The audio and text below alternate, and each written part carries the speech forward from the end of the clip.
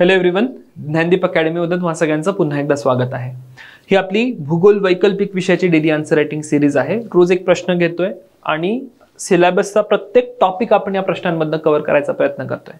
Purpose हाच आहे की तुम्ही आन्सर रायटिंग शिकावं आणि दुसरा पर्पज आहे की तुमचे नोट्स खूप चांगले झाले पाहिजेत।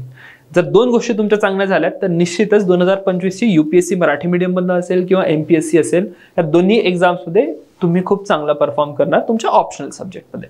बघूया प्रश्न काय आहे। तर या ठिकाणी प्रश्न आहे, मुंबईत वारंवार येणाऱ्या पुराची नैसर्गिक आणि मानववंशीय कारणं स्पष्ट करायची आहे आणि ती शमन करण्याचे उपाय आपल्याला सांगायचे आहे। ठीक आहे, तर पुराची कारणं आणि त्याच्यावर मिटिगेशनचे उपाय काय काय असू शकतात असा एक प्रश्न आहे। दिसायला खूप बेसिक प्रश्न दिसतो, फाइन। उत्तरामध्ये चूक काय होणार आहे? उत्तरामध्ये तुम्ही बहुतांश लोक जीएस चं उत्तर लिहून येणार। आता ऑप्शनलच्या उत्तरासाठी असं काही खूप करायची गरज नाहीये। बेसिक गोष्टी या ठिकाणी जर तुम्ही हायलाइट केल्यात, ऑप्शनलचे काही कीवर्ड्स या ठिकाणी इंट्रोड्यूस केले, ऑप्शनलचं सिलेबस या ठिकाणी वापरलात तर तुमचं उत्तर सुटतं। फाइन, बघूया एक्झॅक्टली काय करणं गरजेचं आहे। इंट्रोडक्शन थोडंसं एखाद्या घटनेवरनं 2006चा जो मुंबईचा पूर आहे त्या घटनेवरनं मी इंट्रोडक्शन देऊ शकतो की 2006 मध्ये एक भीषण पुराची घटना झाली ज्यामध्ये ढगफुटी आणि इतर मानववंशीय कारण आपल्याला प्रामुख्याने दिसून येतात, राईट। तर हा एक माझा इंट्रोडक्शनचा लाईन आहे आणि यातनं मी टोन सेट केला की आता मी पुढे डिस्कस काय करणार आहे। तर पुढे मी डिस्कस करणार आहे नॅचरल कॉजेस आणि त्यानंतर मी डिस्कस करणार आहे मानववंशीय कारण। सगळ्यात पहिले मुंबईमध्ये पुराची कारणं सांगायच्या अगोदर मी सिलेबस मधला सेटलमेंट जिओग्राफी वसाहत भूगोलातला एक पॉइंट वापरतोय, site and situation of settlement. कोणत्याही वसाहतीची स्थान आणि स्थिती, आणि मी ही स्थान आणि स्थिती का एक्सप्लेन करतोय त्याचा फंडामेंटल रिझन हे आहे की अनलेस अँड अंटिल मी हे एक्सप्लेन करतोय तोपर्यंत त्या पूर्ण सेटलमेंटची किंवा पूर्ण वसाहतीची जिओग्राफिकल कंडिशन काय किंवा अँथ्रोपोजेनिक कंडिशन काय, अँथ्रोपोलॉजिकल कंडिशन काय ती तुम्हाला लक्षात येणार नाही। भौगोलिक स्थिती आणि मानववंशीय स्थिती जर समजून घ्यायची असेल त्याच्यानंतरच तुम्ही ही मीमांसा करू शकता किंवा हा मुद्दा मांडू शकता की या भागामध्ये पूर वारंवार इतके का येतात, आणि मग ती वसाहत जेव्हा वसली किंवा वसाहत निर्माण झाली मग त्या वसाहतीची स्थान व स्थिती नेमकी काय आहे ती मी या ठिकाणी स्पष्ट करणार। तर मग सांगा की हा एक बेट समूह आहे, लँड रिक्लेमेशन झालेला आहे, उल्हास नदी खोऱ्याचा प्रदेश आपल्याला हा दिसून येतो, लागूनच सागरी किनारा आहे, मोठ्या प्रमाणात बंदर आपल्याला या ठिकाणी आढळतात, व्यापार होतो व त्यामुळे या ठिकाणी मानवी लोकसंख्या जास्त आहे। क्लियर? तर ही स्थान व स्थिती मी मुंबईची स्पष्ट केली। ज्याने तुम्ही हे जीएस मध्ये करणार नाहीत, राईट। तर ऑप्शनल मध्ये, कारण की जीएस मध्ये तुम्ही हे साइट अँड सिच्युएशन वगैरे वापरू शकत नाही। जर तुम्ही जीएस मध्ये ही टर्मिनॉलॉजी वापरली तर तुमच्या पेपर चेक करण्याला कदाचित कळेल किंवा कदाचित कळणार आहे, रिस्क आहे। तर म्हणून हे साइट अँड सेटलमेंट मी तिथे नाही वापरणार, पण मी ऑप्शनल मध्ये उत्तर देताना मी सेटलमेंट जिओग्राफी मधनं हा आणलाय। एन्व्हायरमेंटचा प्रश्न आहे पण मी सेटलमेंट जिओग्राफीचा पॉइंट आणलाय की बघा मुंबईची site and settlement situation exactly अशी आहे आणि इथनं पहिले तर चॅलेंजेस आपल्याला इमर्ज होतात, राईट। आणि मग मी स्पेसिफिकली सांगतोय की मुंबईमध्ये पुराची भौगोलिक कारणं काय आहेत आणि मग सांगणार मुंबईमध्ये पुराची मानववंशीय कारणं काय आहेत। बघूया आणखी काय काय ऑप्शनचा अप्रोच मी या ठिकाणी घेतलाय।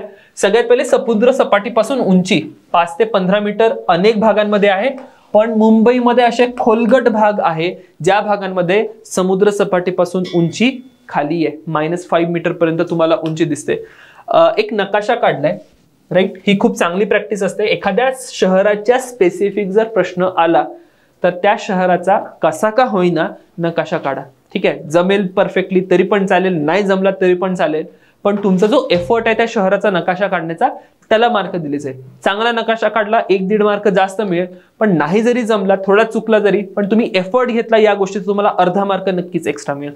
या ठिकाणी मी मुंबईचा एक नकाशा काढला आणि या मुंबईच्या नकाशावर काय दाखवणं गरजेचं आहे तर मुंबईचे डोंगराळ भाग, उंच भाग आणि खोलगट भाग हे मी या नकाशावर दाखवले, कारण की तुम्ही भूगोल वैकल्पिक विषयाचं उत्तर लिहिताय, भौगोलिक कारणं सांगायची आहेत। मग त्या ठिकाणी जर मी त्या शहराचा नकाशा किंवा एक स्केच दाखवलं ज्या स्केचमध्ये कोणता भाग खोल आहे जिथे पुराचं पाणी साचतंय असं जर काही मी करतोय तर त्याचे मला ऍडेड मार्क्स अवॉर्ड होतील। अदर दॅन दॅट येऊया भौगोलिक कारणांमध्ये ऑलरेडी आपण ही चर्चा केली, कसा खोलगट भाग आहे. काही हवामानशास्त्रीय कारण आहेत, ढगफुटीची घटना या ठिकाणी वारंवार होत असते.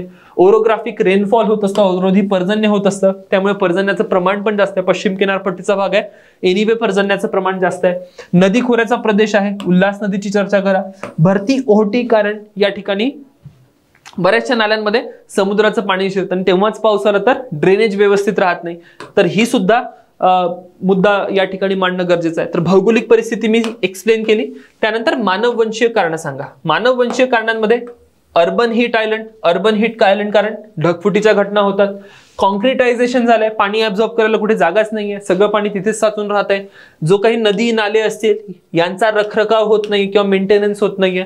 अदर दॅन दॅट घन कचरा एक महत्वाचं कारण आहे ज्यामुळे पुराची स्थिती अधिक गंभीर होते, कारण की तुमचा ड्रेनेजच चोकअप होतोय.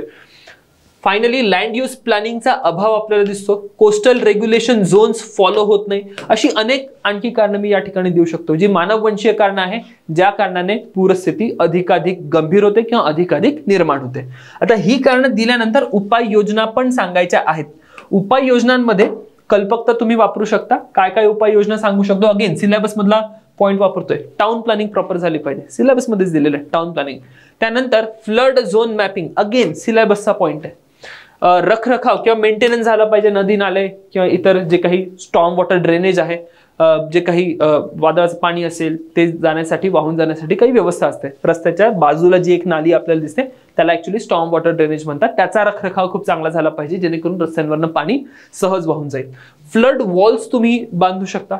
जे काही टायडल सर्ज होते, भरती ओहोटी जेव्हा होत आहे त्या भरती ओहोटीचं पाणी शहरामध्ये शिरण्यापासून थांबवण्यासाठी आपण फ्लड रिटेनिंग वॉल्स त्याला म्हटलं जातं, तसं काही आपण करू शकतो. CRZ रेग्युलेशन, कोस्टल रेग्युलेशन झोन्सची जे काही नियमावली आहे ती फॉलो केली गेली पाहिजे. आणि स्पॉन्ज सिटी सारखं काहीतरी आपण डेव्हलप करू शकतो. This is important concept.